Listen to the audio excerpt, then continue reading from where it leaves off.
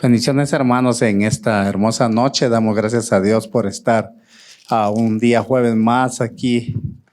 Y decía nuestro hermano Sergio que es realmente una victoria que estemos este día aquí, pues en medio del trabajo, el cansancio, el frío, pero gracias a Dios aquí estamos y siempre cuando oramos antes de comenzar nuestra enseñanza, siempre oramos porque Dios renueve nuestras fuerzas, porque pues ya a esta hora, después de 8 o 10 horas estar en pie, pues ya se siente un poquito el cansancio, pero en el nombre de Jesús vamos a cobrar fuerzas en su nombre. Así que en esta noche estamos estudiando la carta del apóstol Pedro en su capítulo 2 y su verso 9. Y de ahí nos vamos a ir en adelante los siguientes capítulos, siguientes versículos, perdón. Y cuando usted tenga ahí Primera de Pedro en su capítulo 12 y su verso 9, nos puede decir con un amén, por favor. Vamos a leer estos pasajes de la primera carta de Pedro en su capítulo 2 y su verso 9. Dice la palabra del Señor. Mas vosotros sois linaje escogido, real sacerdocio, nación santa, pueblo adquirido por Dios, para que anunciéis las virtudes de aquel que os llamó de las tinieblas a su luz admirable. Vosotros que en otro tiempo no erais pueblo, pero que ahora sois pueblo de Dios, que en otro tiempo no habíais alcanzado misericordia, pero ahora habéis alcanzado misericordia. Hemos estado leyendo acerca de esta carta tan preciosa en cuanto a todo lo que nosotros somos en Dios a través de Cristo Jesús. Cómo Dios ha obrado en nuestras vidas y de la manera en que nosotros se nos ha enseñado que tenemos una herencia en los cielos que es incorruptible, que es incontaminada, que es inmarcesible, todo lo que hemos aprendido en este tiempo. Y cuando leo acerca de esta carta, me quiero introducir a la persona que lo escribió y realmente veo que fue inspirada por el Espíritu Santo de Dios. No hay duda que así sea, por el hecho de la forma en que las palabras están escritas, de las palabras en las cuales como en un momento nos lleva a estar hasta allá arriba en la misma presencia de Dios, pero por otro momento nos hace regresar a la tierra y no olvidarnos que todavía estamos en este mundo como peregrinos, como alguien que solo está de paso, pero es muy bonito cuando nosotros entendemos esto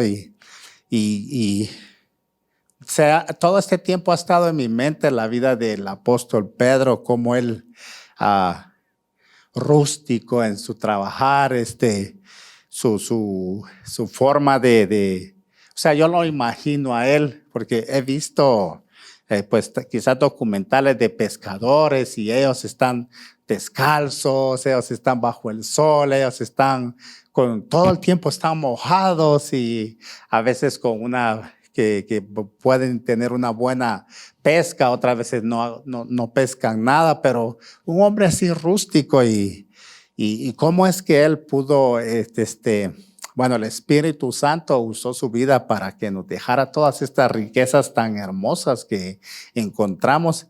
Y una de ellas son estos versículos del verso 9 que cuando él estuvo hablando acerca de lo que Cristo era, de que él la piedra escogida, que él era lo que los edificadores desecharon, y también vino a decir que Cristo mismo era piedra de tropiezo y roca de caer, porque los que no creían, dice que siendo desobedientes, fueron también destinados a eso, porque todo aquel que no es obediente, su destino es tropezar cada vez en la roca que es Cristo Jesús.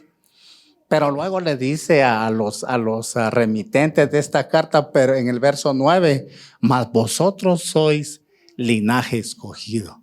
Y qué bonito, porque yo quise encontrar definiciones y tal vez a veces nos vamos mucho a buscar las definiciones en cuanto a esto, porque para tener una idea más amplia acerca de lo que él le quiso decir. Porque cuando un pescador iba a decir, mira usted, linaje escogido, si nunca creo que ni pasó por el palacio, ni siquiera lo vio, lo conoció, pero aquí Pedro está hablando y dice, mas vosotros sois linaje escogido, real sacerdocio, nación santa, pueblo adquirido por Dios. Fíjese, 4 cosas bien importantes que él da a conocer, que dice que somos un linaje escogido.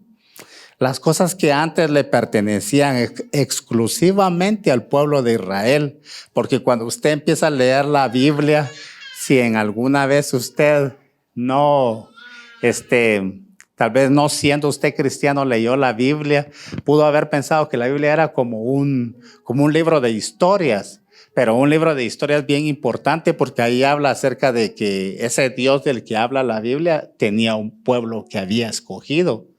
Y cuando usted lee las historias en el Antiguo Testamento, también se va a dar cuenta que ese Dios había en una ocasión dicho que ese pueblo que él había escogido, él lo había seleccionado para que fuera un pueblo de sacerdotes. Entonces, quizás si uno leyó en ese tiempo eso, puede darse cuenta que el linaje escogido era algo que pertenecía exclusivamente al pueblo de Israel, a nadie más. Dice que él entre todos los pueblos apartó a esa nación y a esa la hizo su linaje escogido. Pero Pedro le está hablando aquí a gentiles y a judíos que estuvieron dispersos por el tiempo de la persecución de la iglesia y les dice que son linaje escogido. Cosas que antes pertenecían exclusivamente a Israel, su elección, porque mire, los eligió, que entre todos los pueblos de la tierra dice que él los eligió. También los hizo un pueblo de sacerdotes y también les hizo un llamado a la santidad. Entonces, Pedro les dice, ustedes son un linaje escogido. Luego les dice, son real sacerdocio. Y el sacerdocio, los oficios de la realeza y el sacerdocio, si usted lee el Antiguo Testamento, eran separados. El rey no podía ministrar. Usted sabe que el rey no podía ministrar al Señor, no podía entrar al lugar santo. Su oficio era ser rey y por lo mismo reinar sobre un pueblo. Pero el sacerdote, su oficio era ministrar a Dios delante del pueblo. Entonces no se mezclaban. Pero en Jesús, que es nuestro rey y sacerdote, él vino a juntarlo todo para con nosotros. Y luego después dice que somos una nación santa. Entonces tenemos una identidad. Y que realmente ser una nación santa es algo que alguien que está bajo el gobierno de Dios. Y el número 4 dice que es un pueblo adquirido por Dios. Cuando dice que es un pueblo adquirido por Dios, es una posesión de Dios, es algo que es de Él. Por lo tanto, Él habita en ese pueblo. Entonces dice ahí que nosotros somos un linaje escogido, un real sacerdocio, una nación santa, un pueblo adquirido por Dios. ¿Para qué? Y dice que es para anunciar las virtudes de aquel que nos llamó de las tinieblas a su luz admirable. Entonces se nos da como un privilegio. Tenemos el linaje, tenemos el real sacerdocio, somos una nación santa, somos un pueblo adquirido por Dios y eso nos hace, ahora nos toca a nosotros anunciar las virtudes de aquel que nos llamó de las tinieblas a su luz admirable. Pero, ¿qué es una virtud? Y las virtudes dice que es la capacidad que tiene una cosa de producir un determinado efecto positivo. Eso es una virtud. Pero fíjese que las virtudes teológicas o las virtudes sobrenaturales o infusas son aquellas que, de acuerdo a la doctrina cristiana, Dios concede al hombre para que actúe como su hijo. Esa es una de las virtudes de Dios que nos concede que nosotros actuemos como sus hijos. Entonces, cuando dice que nosotros tenemos que anunciar las virtudes de aquel que nos llamó de las tinieblas a su luz admirable, nosotros tenemos que dar a conocer que somos un linaje escogido. Y cuando habla acerca de un linaje escogido, no está hablando de una raza en particular, porque todas las razas, de todos los colores, de esos, Él hizo un pueblo y lo hizo un linaje escogido. Y esa es una de las virtudes de Dios para con nosotros. Y cuando habla del real sacerdocio, es que nosotros tenemos un acceso directo delante de la presencia del Dios Todopoderoso. Antes nunca lo habíamos visto de esa manera. Y usted no me va a dejar mentir en cuanto a que en el mundo, para acercarse a Dios, todos tienen que buscar un mediador, como de igual manera nosotros tenemos un mediador. El único es Jesucristo. Pero la gente del mundo, para acercarse a Dios, tiene que buscar un mediador, y uno de ellos son sus ídolos, sus imágenes, que ellos no lo van a llevar pues a la presencia de Dios. Pero aún así el pueblo de Dios, originalmente el pueblo judío, ellos, para que fuera el sacerdocio, era algo muy especial que había en ellos, porque dice que solamente una vez al año podía el sumo sacerdote entrar hasta la presencia de Dios, al lugar santísimo. Habían otros sacerdotes, pero su oficio no era entrar hasta ahí. Solo había uno, y ese era el que entraba hasta la misma presencia de Dios. Entonces, cuando hablamos acerca del sacerdocio, nosotros tenemos que dar a conocer esa virtud que tenemos, un real sacerdocio, es que nosotros podemos entrar confiadamente hasta la presencia de Dios a través de Cristo Jesús.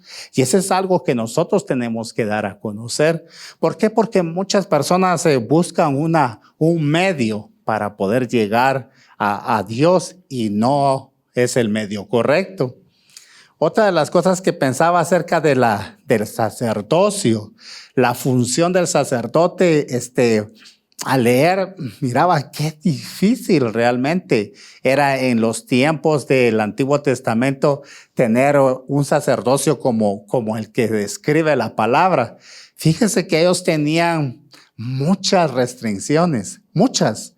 Una de ellas era de que tenían que estar puros para poder entrar hasta la misma presencia de Dios. De lo contrario, ellos no podían entrar. Otra de las cosas es que ellos no podían participar de muchas cosas que en la comunidad civil se participaba. Ellos no tenían ese acceso a esas cosas. Eran apartados, eran definitivamente escogidos para poder ejercer esa función. Pero algo que me llamaba la atención realmente acerca del sacerdocio es que tal vez usted se ha puesto a pensar alguna vez cómo eran esos sacerdotes. Fíjese que yo nunca fui a la iglesia católica.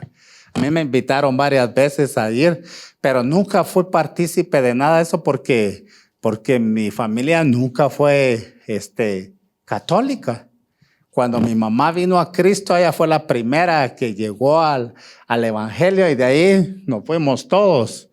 Pero de vez en cuando nos invitaban a ir a la iglesia, y pues íbamos a ver cómo era la cosa ahí, ¿verdad? Que había que entrar de retroceso. Usted no podía entrar de frente, no sé ahora, pero antes había que entrar de retroceso para que no darle no sé por qué era la razón que había que entrar para atrás, que no se podía entrar de frente porque era malo hacer eso.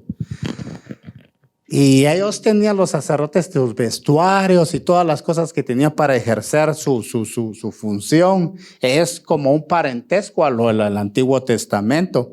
Pero yo leía, fíjese, en los comentarios, Y en cuanto al pectoral y todo lo que va, el pectoral fue el que más se me quedó, pero también se me quedó que en sus faldas ellos llevaban unas campanitas que les sonaban.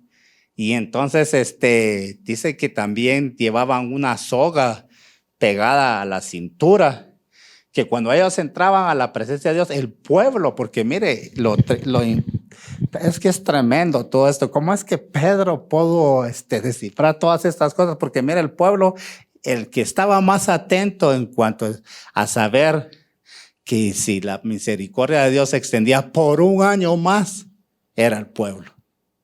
Muchos porque por sus siembras, muchos por su ganado, muchos por sus planes, pero ellos estaban pendientes. Pero imagínense que si dice que el sacerdote tenía que estar puro, no tenía que haber falla en él, porque si no, pues en la misma presencia de Dios ahí moría, ¿verdad? Entonces por eso dice que él llevaba ahí en sus faldas unas campanitas y cuando entraba, el pueblo estaba atento y plem, plem, plem, plem, plem, plem, plem, así entonces, sí está vivo, ¿va? Y como dijo un hermano mexicano, si oye, ¿usted qué hace? Plem, plem, es que ya se murió y a jalarlo, pues. Pero leí un comentario que dice que no se sabe que algún sacerdote haya muerto delante de la presencia de Dios. Y eso es una bendición, hermano, porque fíjese que nosotros somos hoy sacerdotes. Dice que somos un real sacerdocio. ¿Y qué pasaría? ¿Cómo estaría yo de predicador aquí hoy, de maestro, delante de la presencia? Yo estaría temblando más de lo que tiemblo, que usted no me mira las piernas, pero uno tiembla cuando está aquí. Pero ¿qué pasaría si usted está esperando de Dios una respuesta en esta noche? Imagínense los que se van a casar, que dicen, Señor, me voy a casar este año, ¿va? Y esperando que el sacerdote dé la aprobación y se muere. ¿Qué va a hacer? ¿Para dónde? Es un ejemplo, ¿verdad? Gracias a Dios que hoy el sacerdocio no es de esa manera, porque nosotros tenemos libre acceso hasta la presencia de Dios a través de Cristo Jesús. Eso es lo que la palabra nos enseña. Somos un real sacerdocio. Ejercer el sacerdocio hoy no es fácil, pero tampoco es imposible. Porque cuando en su casa su esposa está enferma, usted tiene que ejercer el sacerdocio. Porque cuando en su casa el enemigo está queriendo ahí hacer destrozos, usted tiene que levantarse y en el nombre de Jesús echar fuera todo lo que esté obstaculizando, algo que esté queriendo estorbar en su casa. Entonces el sacerdocio es algo que nosotros como hombres y también las mujeres tenemos responsabilidad, pero somos un real sacerdocio. Y le decía esto acerca de por qué fue el énfasis más en el sacerdocio, porque dice que también los sacerdotes llevaban 2 piedrecitas y uno era el Turim y el otro era el Unim, algo así. Unim y Turim, 2 piedrecitas que llevaba el sacerdote.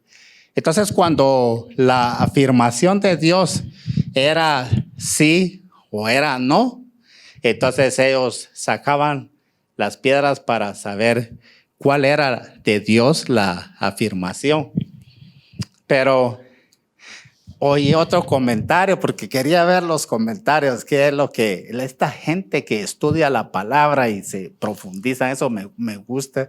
Dice, pues hoy el Turim y el Unim es la palabra de Dios. Cuando usted tenga algún proyecto en mente, usted tiene algo que usted necesita saber la voluntad de Dios, abra la palabra. Cada vez que usted abre la palabra, usted está viendo el Turim y el Unim y ahí Dios le va a hablar cuál es su voluntad. Y es cierto.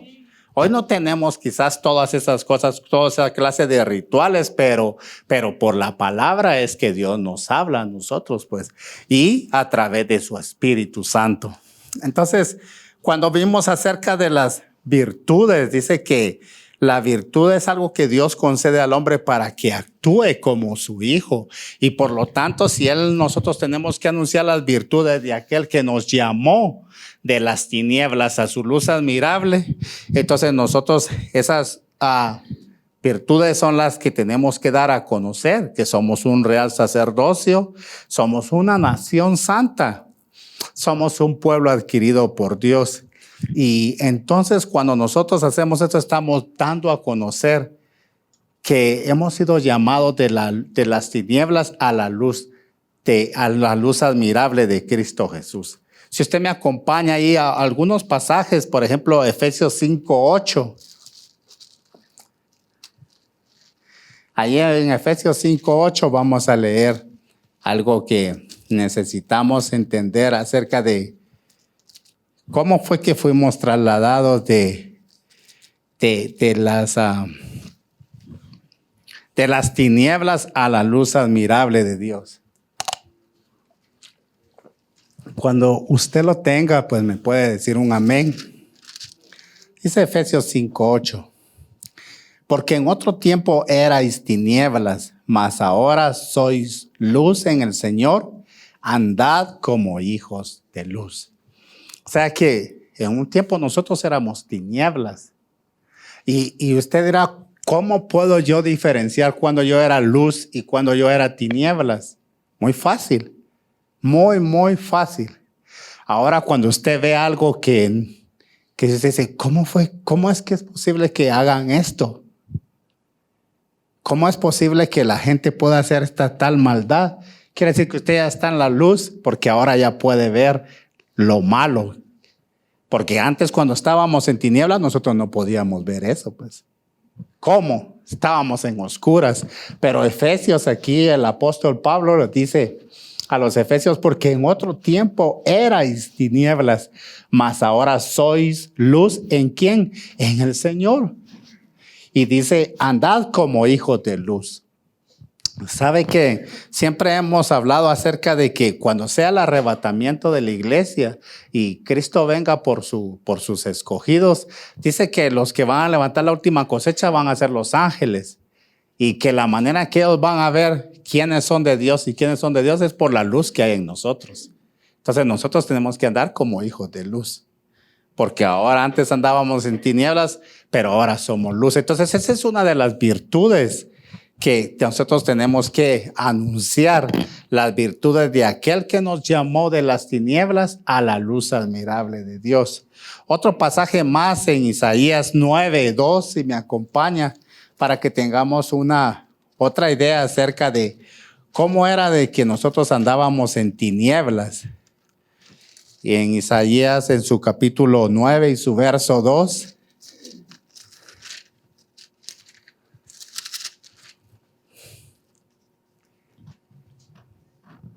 ¿Lo tiene? Y ahí está también. Dice ahí, el pueblo que andaba en tinieblas vio gran luz. Los que moraban en tierra de sombra de muerte, luz resplandeció sobre ellos. Amén. Mire qué bendición. Nosotros andábamos en tinieblas y solamente a través de Cristo Jesús pudimos ver la luz. Y cuando nosotros nos ponemos a analizar las tinieblas que estaban en nosotros, decimos, wow, ¿cómo es que realmente hoy estamos en la luz?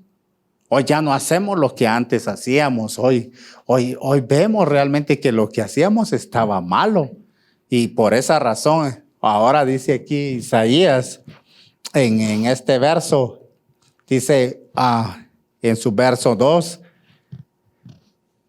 en su verso 9:2, perdón, dice, el pueblo que andaba en tinieblas vio gran luz, los que moraban en tierra de sombra de muerte, luz resplandeció sobre ellos. Cuando vemos acerca de los que moraban, dice aquí, en sombra de muerte, nosotros estábamos muertos en nuestros delitos y pecados. La Biblia dice que estábamos muertos porque nuestro espíritu estaba muerto.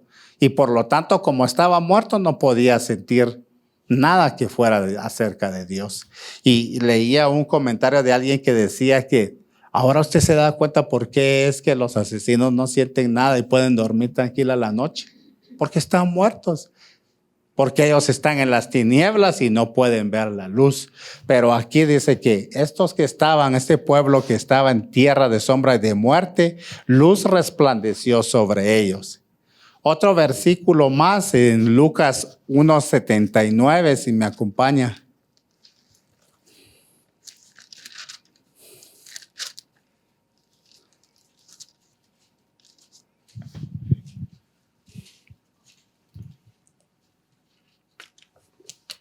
Lucas 1:79 dice así: para dar luz a los que habitan en tinieblas y en sombra de muerte, para encaminar nuestros pies por camino de paz.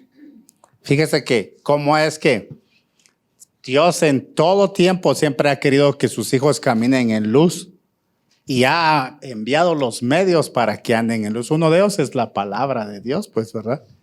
El salmista decía: lámpara es a mis pies tu palabra y lumbrera mi camino, porque era para andar en la luz y para ver. Pero de igual manera aquí dice que para dar luz a los que habitan en tinieblas y en sombra de muerte, para encaminar nuestros pies por camino de paz. Pero ¿quién puso las tinieblas entonces? Y eso lo podemos ver en 2 Corintios 4:4. Acompáñame en 2 Corintios 4:4.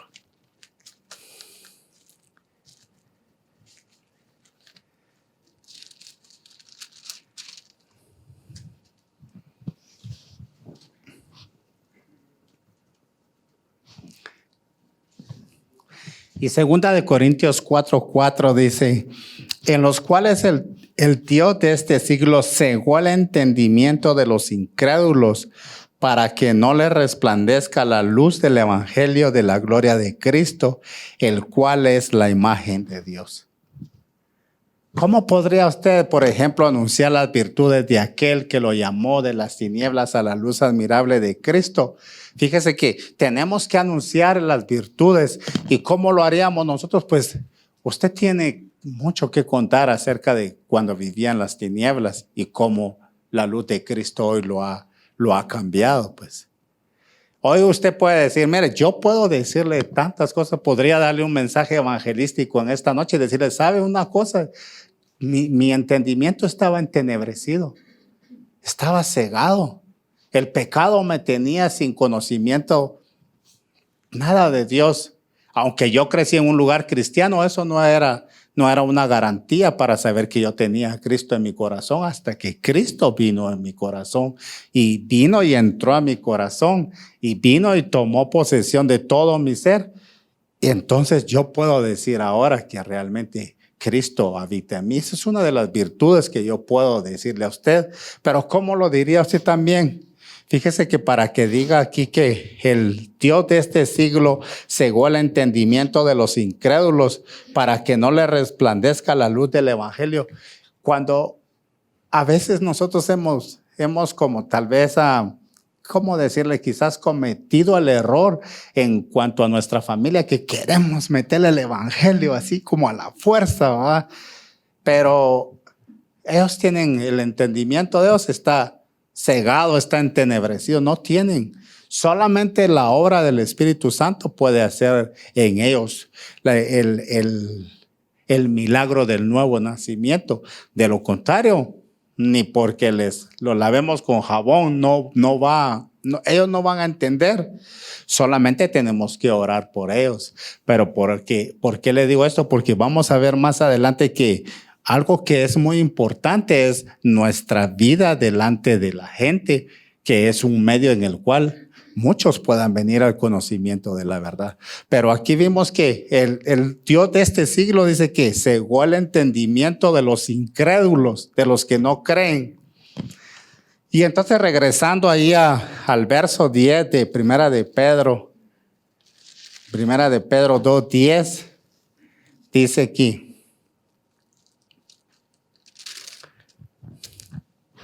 vosotros que en otro tiempo no erais pueblo, pero que ahora sois pueblo de Dios. Fíjese que cuando leí Pedro decía: ustedes que en otro tiempo no eran pueblo, pero que ahora son pueblo de Dios. Me acordé de aquella narración acerca de que Jesús iba camino predicando el evangelio y le decían: Señor, sana a mi hija, Señor, quiero que sanes a este, Señor. Ha haber sido tal aglomeración de ver cómo Jesús haciendo milagros y maravillas, que una mujer se acercó y le dijo que él salvara a su hija. Y Jesús, en la forma que le habló así tan drástica, le dijo, pues no es bueno que el pan de los hijos se lo den a los perrillos.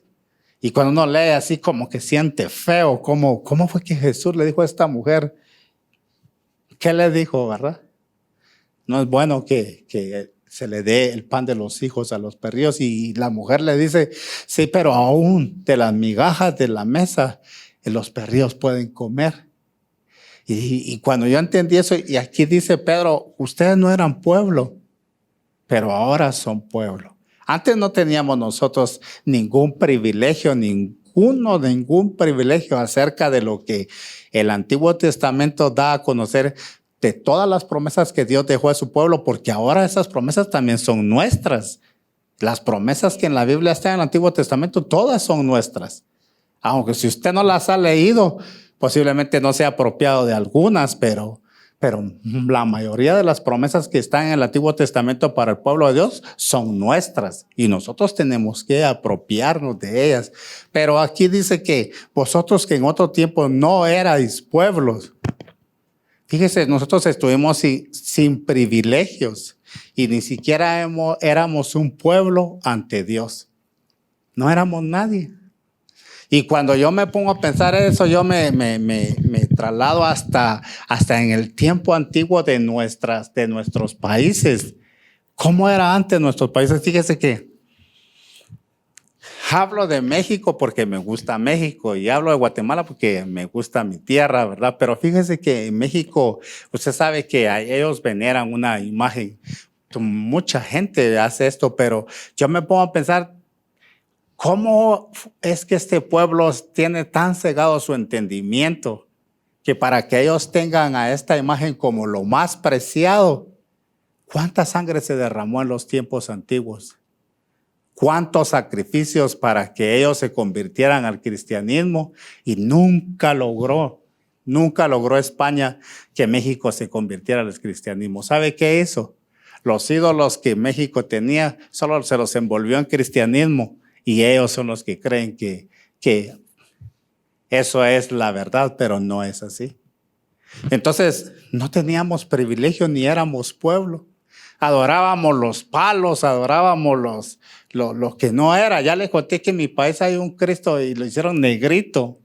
Negrito igual que nosotros. Lo hicieron, solo que está más negro de tanta candela que le han puesto. Pero, hermanos, en verdad. O sea, si no éramos pueblo. No teníamos nada que ver con el Dios Santo y Todopoderoso que hoy nosotros tenemos que ver. Pero, ¿sabe una de las cosas? Quizá lo más difícil para nosotros como pueblo de Dios es que creamos que somos pueblo de Dios, que somos un real sacerdocio, que somos una nación santa, que somos un pueblo adquirido por Dios. Quizás eso es lo más, no podemos creerlo. Pero, ¿qué será por lo cual nosotros no lo creemos? ¿Qué será la razón por la cual nosotros no nos cae el 20 para saber que aquí dice que somos un linaje escogido y que somos un real sacerdocio?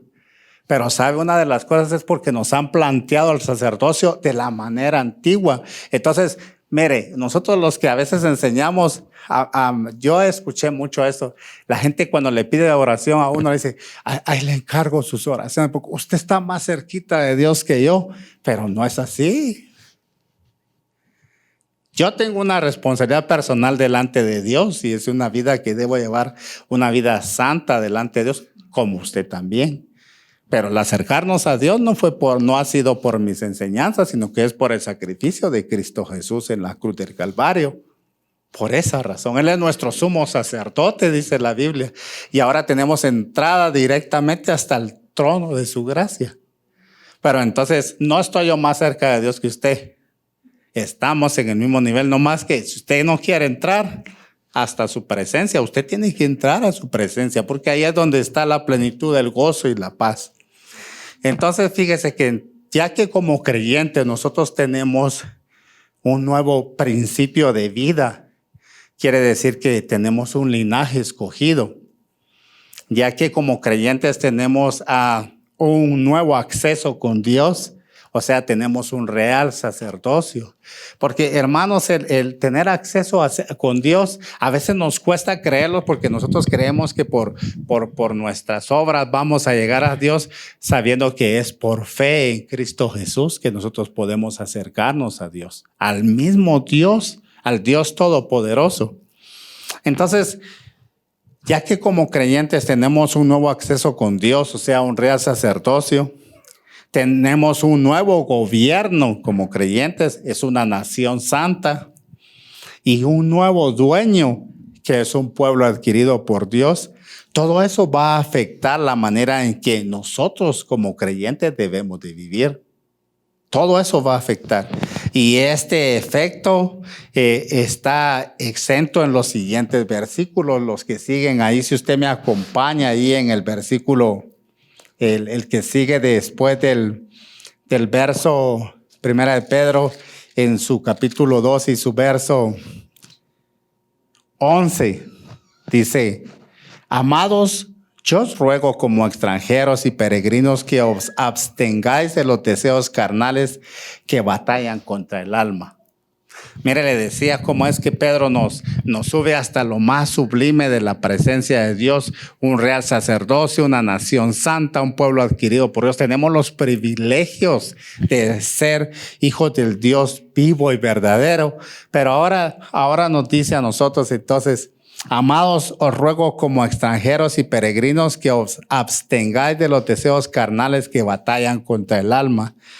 Quiere decir que cuando nosotros tenemos todos esos privilegios, debemos de saber que debe de haber un cambio en nuestra vida. Y una de las cosas es aquí lo que Pedro está diciendo, que nos ruega que nosotros podamos abstenernos de los deseos carnales que batallan contra el alma. O sea, como que nos bajaron del caballo. O sea, estábamos allá bien bonito y todo, pero ahora nos están diciendo: absténganselo. O quiere decir que entonces todavía hay que batallar con eso, pues. Y por eso es que está la palabra del Dios en nosotros. Y necesitamos que la palabra de Dios more en nuestra vida, porque fíjese que hoy meditaba y digo yo: entonces, ¿cómo es posible todo esto después de que me dicen todo lo que soy? Porque uno se ensancha. O sea, yo siento bonito ese real sacerdocio, hermano. Saber que voy a llegar a entrar a la presencia de Dios y no me voy a chamuscar allá adentro en su presencia, sino por su misericordia voy a llegar hasta allá y Él me escucha y yo puedo escucharle a Él. Pero resulta que me están diciendo que me abstenga también de los deseos carnales que batallan contra el alma. O sea, hay algo que está en mí también que yo tengo que poner de mi parte para que se haga completa la obra en Cristo Jesús. Entonces dice que debemos de abstenernos de los deseos carnales. Y dice que solo podemos abstenernos de los deseos carnales cuando vivimos como extranjeros y peregrinos. Esa es la única manera. Sabe que somos extranjeros porque esta no es nuestra tierra. Y sabe que somos peregrinos porque solo vamos de paso.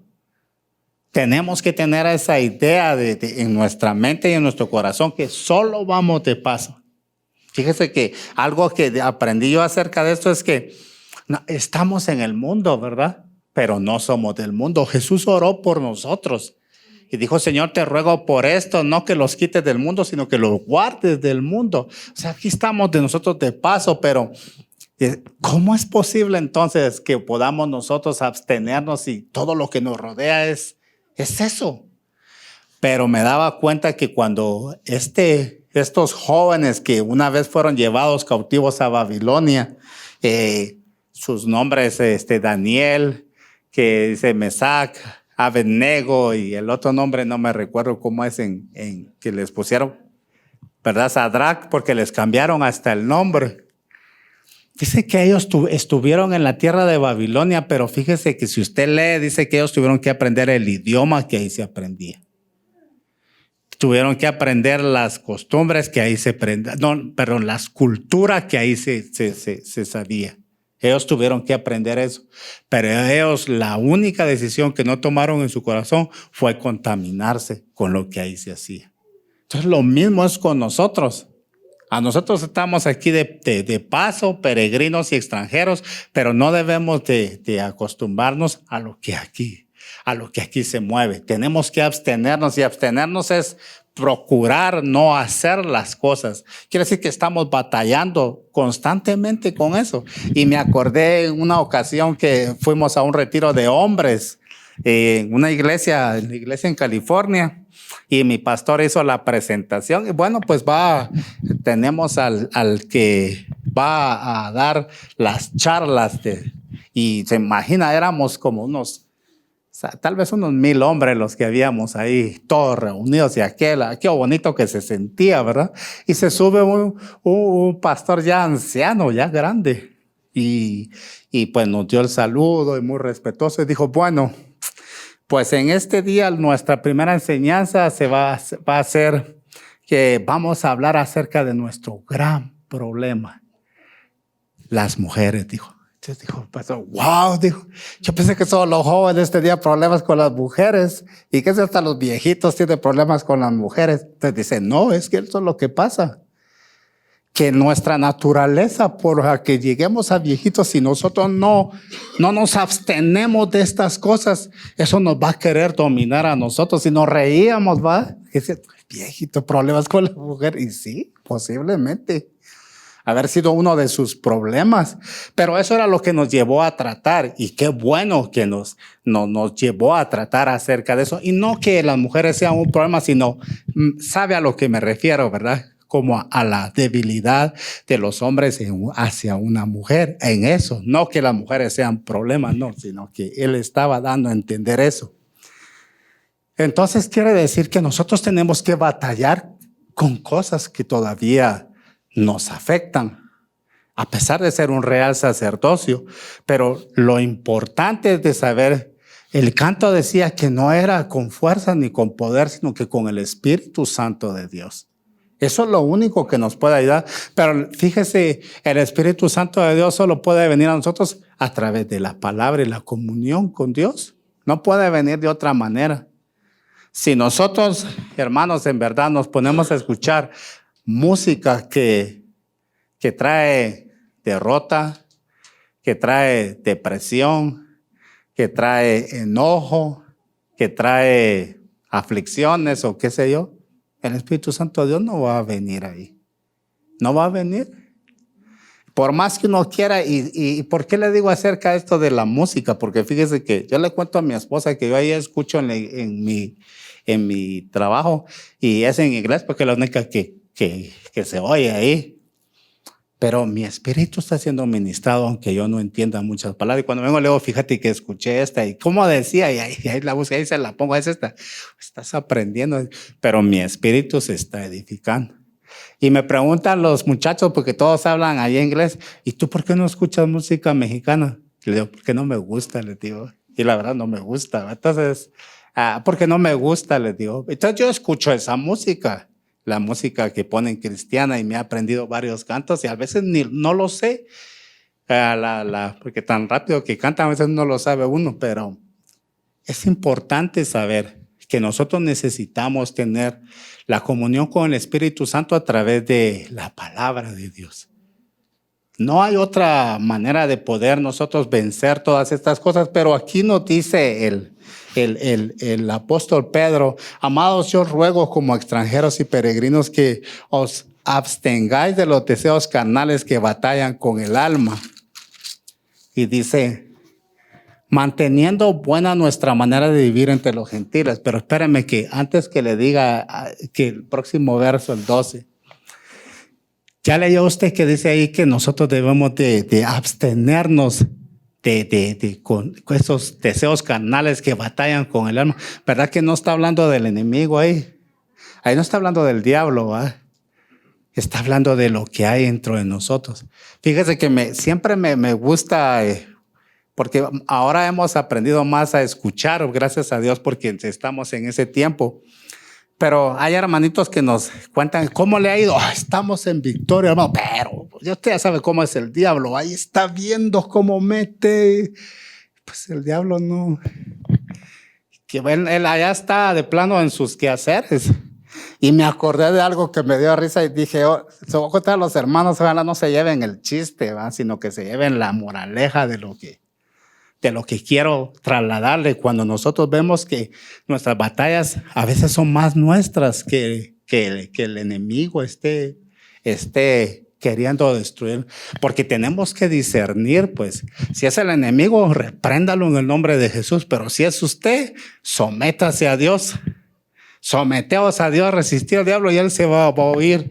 Pero me acordé que allá en nuestra tierra, cuando éramos jóvenes, hacían vigilias en la noche. Las vigilias de eran buenas y largas. No eran de aquí de las 8 a las 12, de ahí cada quien para su casa. Eso no es vigilia. Las vigilias eran hasta el otro día cuando ya estaba claro. Y después nos echábamos nuestro café y calabaza cada quien a trabajar. Pero nos contaba un hermano una pequeña como anécdota de que era una vigilia de jóvenes y con su permiso jóvenes. Entonces había unos que estaban de novios ahí y el muchacho le decía a la muchacha, vámonos. Ya eran casi las 12 de la noche. No, ¿cómo nos vamos a ir? Le decía, vámonos, le decía. No, que no. Y él ya se imagina, para ir a las vigilias allá teníamos que ir uno con su candil y ya sabe usted cómo es allá de nosotros, ¿verdad? No creo que no sepa, pero aquellas grandes candiles y cruzar el río y al fin la convención se la llevó y ahí iban con su candil y cuando iban a cruzar el río, se les aparece el diablo y dice, bueno, ¿y ustedes qué están haciendo aquí? Y el muchacho, porque ya ve que él tenía que ser el valiente ahí. No, el diablo es que dice que, pues ella es mi novia, y le dije que no fuéramos. Y le dije, pues, ¿cómo así? ¿De dónde vienen? Pues es que hubo vigilia de jóvenes y entonces le dije que no fuéramos, ¿no? ¿Sabes qué le dijo el diablo? Ahorita me llevas a esa muchachita de regreso a la vigilia, le dijo. Porque si queda embarazada, después van a decir el diablo tuvo la culpa y yo no tengo nada que ver con esto. ¿Verdad que es una buena enseñanza? Sí, es cierto. A veces sí dicen los hermanos, pero el diablo, hermano, ahí está siempre. Pues el diablo anda haciendo sus cosas. Nosotros abstengámonos, porque la Biblia nos enseña, si aquí nos está diciendo que son los deseos carnales que batallan contra el alma, son nuestros.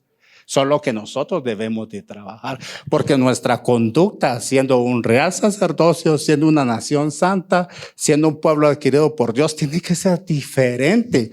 Y ahora, ¿sabe por qué? Porque el verso 12 dice lo siguiente: manteniendo nuestra manera de vivir entre los gentiles, para que en lo que murmuran de vosotros como malhechores, glorifiquen a Dios en el día de la visitación al considerar vuestras buenas obras. ¿Ya se dio cuenta qué importante es que tengamos un buen testimonio? Ya se dio cuenta, ¿verdad que sí? Y quiere decir que, hermano, fíjese que hay algo que también aprendí. Es que los de afuera nos están observando. Y dice que ellos no hacen una observación a la ligera. Ellos nos observan detenidamente. Ellos están viendo qué es lo que nosotros hacemos. Ellos están viendo qué es lo que nosotros escuchamos. Ellos están viendo, todo lo están viendo. Y no se les va ni una, hermano. Ellos están pendientes, pero dice, ¿y sabe por qué Pedro escribió eso aquí? Porque fíjese que en el tiempo, cuando él escribió esta carta, muchos de los cristianos, gracias a Dios, no fueron enredados en esa doctrina del gnosticismo. Pero lo que entonces empezaron a hacer es empezar a murmurar acerca de los cristianos. Y se acuerda que el jueves pasado hablamos acerca de la murmuración, cómo es que hay que evitar esas cosas. Pero fíjese que dice que en cuanto a ellos, como no podían de esa manera de convencerlos a meterse al gnosticismo, empezaron a murmurar de ellos. Dijeron, esos cristianos son unos caníbales. ¿Y sabe por qué ellos dijeron que eran caníbales? Porque Jesús un día dijo, el que comiera en mi cuerpo y bebiera en mi sangre es digno de mí. O dijeron, estos de plano despedazan a uno y se lo comen. Y todavía se toman la sangre como vino. Eso decían. ¿Sabe qué más decían de ellos? Decían, porque cuando ellos están ahí en sus sinagogas encerrados, ahí toda clase de inmoralidad hacen. Es más, decía, practican el homosexualismo. ¿Sabe por qué? Por el ósculo santo. ¿Sabe usted cuál es el ósculo santo? El beso. Que entre los hombres se daban un beso. Por eso es que ahora ya no mira usted que un hombre besa. Yo beso a Pap, con todo respeto, él es mi papá. Tal vez no sé si no le gusta, pero a mi papá yo lo beso. A mis hermanos yo les doy un beso. Y a mi papá yo le doy un beso. No sé si él, no me ha dicho, mira, no me gusta que me bese, pero yo con todo respeto le doy un beso a mi papá. Él es mi padre, pues, ¿verdad? Entonces, pero ¿sabe qué decían? Hasta homosexuales son. Imagínense cómo murmuraban en ese entonces. Y aquí dice, manteniendo buena nuestra manera de vivir entre los gentiles para que en lo que murmuran de vosotros como malhechores, glorifiquen a Dios en el día de la visitación al considerar vuestras buenas obras. Y cuando habla acerca del día de la visitación es cuando Cristo les toque sus corazones a través del Espíritu Santo, ellos van a ver, sí, no era así. No era esa la manera en que se conducían. Era realmente porque ellos son un pueblo escogido. Son una nación santa, apartados de todo el mal. Porque mira, hermano, si nosotros somos una nación santa, no podemos hacer lo que el mundo hace. No podemos imitar lo que el mundo hace. No podemos. Tenemos que luchar. Y si esa es nuestra batalla, pues tenemos que someternos a la palabra de Dios. Fíjese que hay algo bien importante. Cuando usted tenga una lucha, que yo no sé cuál sea la suya, sométase a la palabra, hermano. Métase a la palabra, sométase a la palabra. Y usted va a ver cómo el Espíritu Santo de Dios va a ir cambiando su vida. No hay otra manera. ¿Por qué? Porque el Espíritu Santo va a empezar a obrar en su corazón. Entonces, es algo muy importante dar un buen testimonio.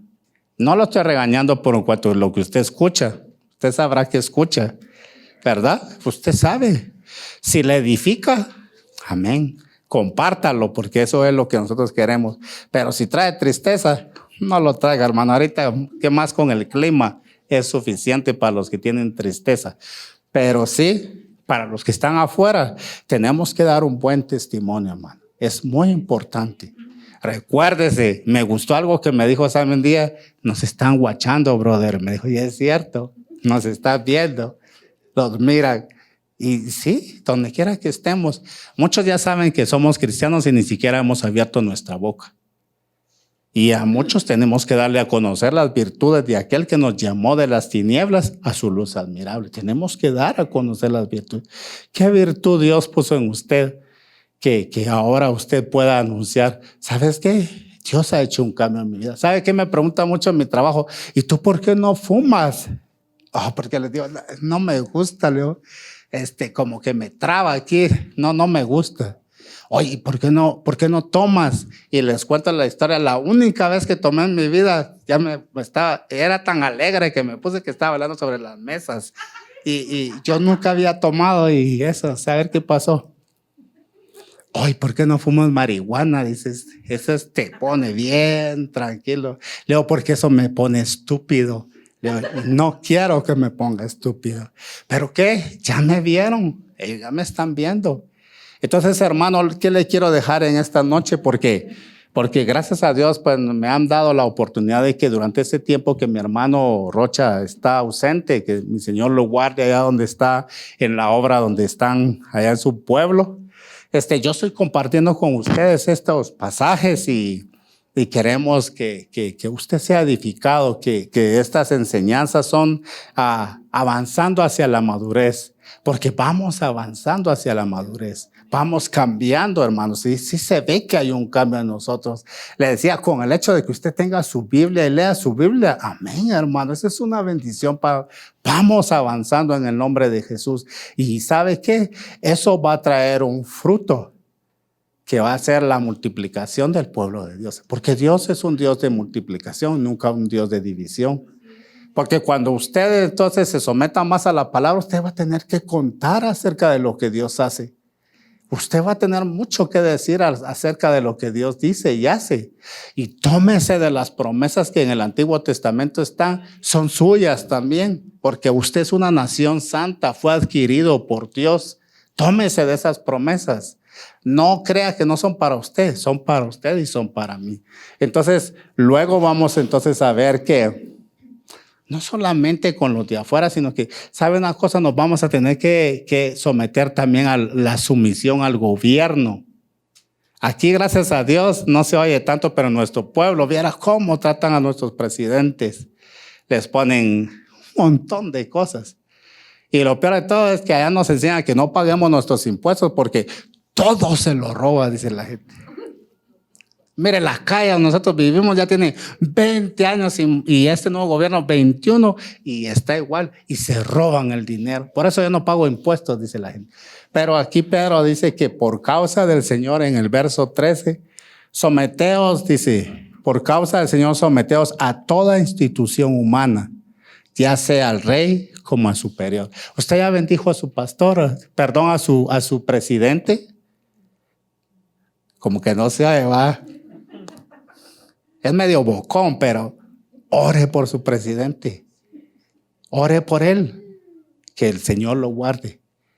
Porque lo bueno no lo van a anunciar nunca. Lo malo sí. Eso es. Las noticias malas son las que vuelan más rápido. Las buenas ni las anuncian, hermano. Pero gracias a Dios tenemos en la Casa Blanca nuevamente, allí se ora todas las mañanas. Ay, ¿a usted qué le importa si hay ahora en la Casa Blanca? Sí importa, hermano, sí importa. Hay muchas cosas en las cuales nosotros como cristianos no nos hemos dado cuenta, pero los gobiernos anteriores han hecho barbaridad.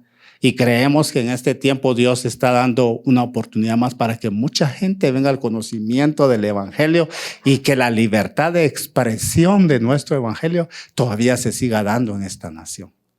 Eso es así, hermano. Así que hay que orar y por causa del Señor, hermano, no por causa de lo que yo lo digo. Por causa del Señor, someteos a toda institución humana, ya sea al rey como al superior, y a los gobernadores como por él enviados para castigo de los malhechores y alabanza de los que hacen bien. Porque esta es la voluntad de Dios, hermanos. Así dice el verso 15, que haciendo bien hagáis callar la ignorancia de los hombres insensatos. ¿Qué más dice? Como libres, pero no como los que tienen la libertad como pretexto para hacer lo malo, sino como siervos de Dios. Usted tiene la libertad, hermano. Usted tiene libertad en Cristo Jesús, pero no para hacer lo malo. Eso es lo que ahí dice. Como libres, pero no como los que tienen la libertad como pretexto para hacer lo malo, sino como siervos de Dios. Somos siervos de Dios, hermano. Entonces dice aquí, el verso 17, honrad a todos, amad a los hermanos, temed a Dios, bendigan a su presidente, hermano. ¿Usted bendice a su presidente? A ver, levante su mano, bendigamos al presidente. Tenemos que bendecir al presidente. Es que es por causa del Señor, no por causa de nosotros, por causa de él, porque si él lo puso, él quita y pone reyes. Él es el que lo hace. Y si Dios nos permite la otra semana, pues también vamos a tener ahí invitan a sus esposas y a sus esposos para que vengan. Tenemos también algo por los que puedan venir, porque también hay una enseñanza para nosotros como esposos y las esposas también. Así que damos gracias a Dios, nos ponemos de pie en esta noche. Vamos a dar gracias a Dios por este tiempo. Nuestro buen Dios y Padre, Queremos darte gracias en esta noche por tu palabra. Queremos agradecerte porque a través de Cristo Jesús dice que nosotros somos un real sacerdocio, una nación santa, un pueblo adquirido por Dios. Te damos gracias por su sacrificio, te damos gracias por la obra que hizo en la cruz del Calvario por nosotros. Cuando nosotros estábamos en tinieblas, Él es la luz que nos alumbró y hoy estamos en esa luz admirable que es Cristo Jesús. Te damos gracias en esta noche y te pedimos por aquellos que aún no te conocen, Cristo Jesús. Te pedimos para que tu Espíritu Santo siga obrando en aquellos por los cuales ponemos nuestras oraciones, en los cuales pedimos cada noche por nuestras familias o por aquellos que son nuestros amigos pero que aún no te conocen. Pedimos por ellos, Señor, para que les resplandezca la luz de tu evangelio. Y también te pedimos, Señor, que nos ayudes a dar un buen testimonio delante de los hombres, que podamos ser, Señor, lo que tu palabra dice, la sal y la luz de esta tierra. También te pedimos, Señor, que bendigas al presidente de esta nación, que lo guardes y que guardes a su familia, que guardes a todos los que están, Señor, en eminencia. Y te damos gracias en esta noche en el nombre de nuestro Señor Jesucristo. Amén y amén. Dios les bendiga, hermano. Este mensaje ha sido patrocinado por la Iglesia Calvary Church de Aurora, Colorado, a través del Ministerio Hispano Su Gracia. Este ministerio está comprometido en enseñar la palabra de Dios verso por verso a la comunidad hispana. La visión de nuestra iglesia es alcanzar, discipular y enviar. Alabamos a Dios con música contemporánea. Nuestros servicios son los jueves a las 7 de la tarde y los domingos a las 2 de la tarde en la sala de conferencias Agape. Los domingos contamos con enseñanza de la palabra de Dios para los niños. Visítenos en Calvary Church del 18900 al este de la avenida Hamden en Aurora, Colorado. Para más información, contáctenos a el 720-477-0478. Esperamos en Dios que este mensaje haya sido de edificación para su vida.